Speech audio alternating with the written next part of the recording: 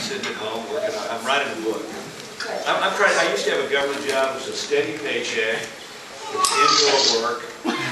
You know, now I used to office 15 steps from the Oval Office. Now I office in my basement. I'm having to piece together a living from part-time jobs. I'm doing some stuff on Fox TV. I'm writing for Wall Street Journal every Thursday. I'm writing for Newsweek.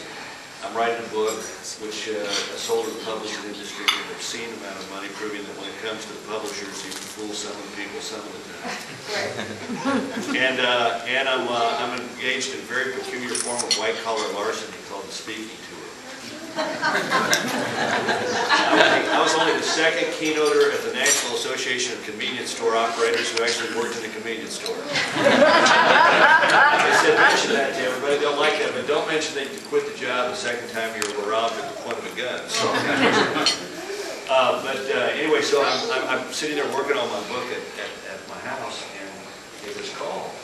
And Gene Becker says, 41 wants to know if you got any time to come up. Bar is getting her hips replaced, and so you come up and spend the night. He just wants to see you.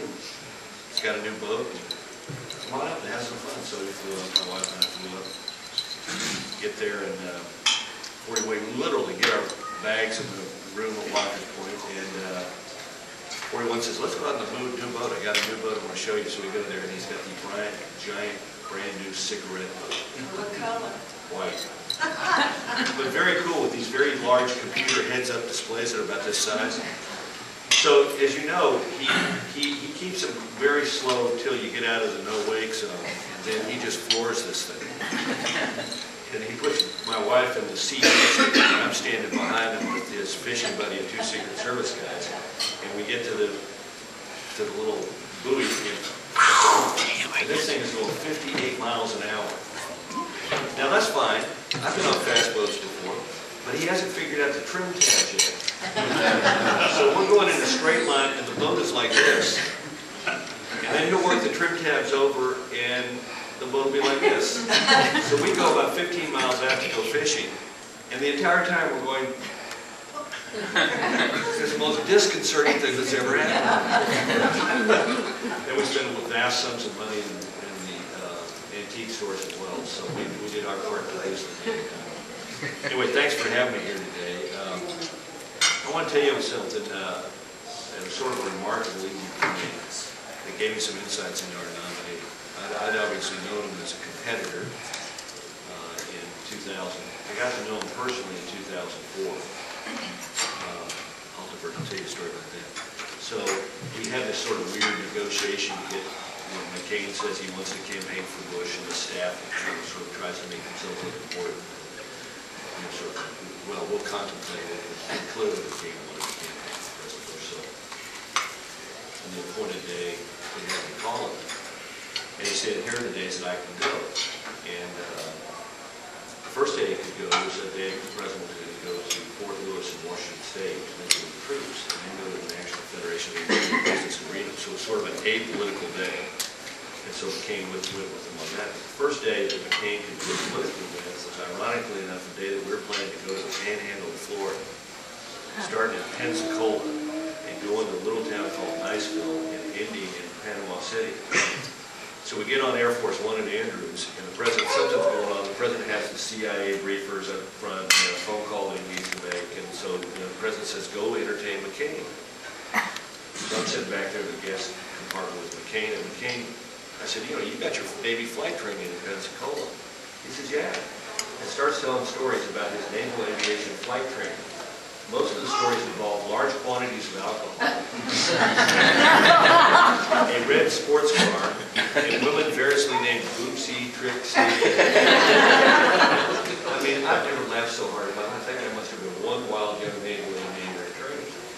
So we get down to Pensacola, and we go to, this is the first time you've been out on the campaign trail with President Bush. So we go to the largest structure in Pensacola, the arena, which holds 8,000 people. It's got about 10 to 11,000 people crammed into it, and they're trying to throw, the fire marshals are trying to throw people out. And so the guy says, ladies and gentlemen, we're standing in this little tunnel. Senator John McCain! And the place goes absolutely nuts. And the President of the United States! And the place goes even wilder, and we're literally standing there. I'm standing next to McCain, and this wall of noise comes bowling down the narrow hallway underneath the stage and hits us. And you can, have you ever been in a place where you can feel sound where it literally just, but this was like getting hit, just being slapped. And McCain, literally, his jaw drops. He goes out there, and the place goes wild. The president comes out, the place gets even more. The president whips off his jacket. The place screams even louder. McCain whips off his jacket. The place screams even louder. It was a wild moment. So, now this is Bush country.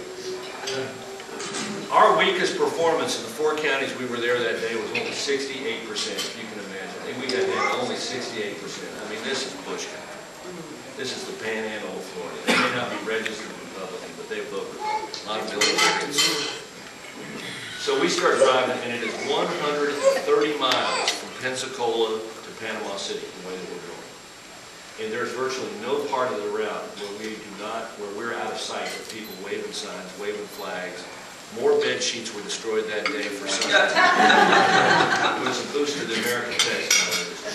And McCain is blown away because he just can't believe the enthusiasm there. So he starts hitting me. We're sitting next to each other on the bus, and he starts going, "Look at that! Look at that!" And by the end of the day, my entire arm is black and blue. So the final event of the day is Panama City. Population about 105,000 in the greater metropolitan area. And about we get to Panama City, and the rain starts. And it is driving rain. It's torrential rain. And not only that, but we're driving through downtown Panama City. It looks like a neutron bomb was gone off. There is nobody on the streets. It is liquid air and nobody on the streets. And I'm saying, maybe this wasn't such a good idea. We pull up to the pier in downtown Panama City. 25,000 people, a driving rain. Only one guy's drive, Tracy Bird, the country western singer, up there on the stage underneath him. And we pull up in the bus, and it was like the god of advancement steps forward to put things right. The rain stops like that, like someone turned on a switch. Literally, the clouds begin to part in the west, and the sun is setting in the Gulf of Mexico.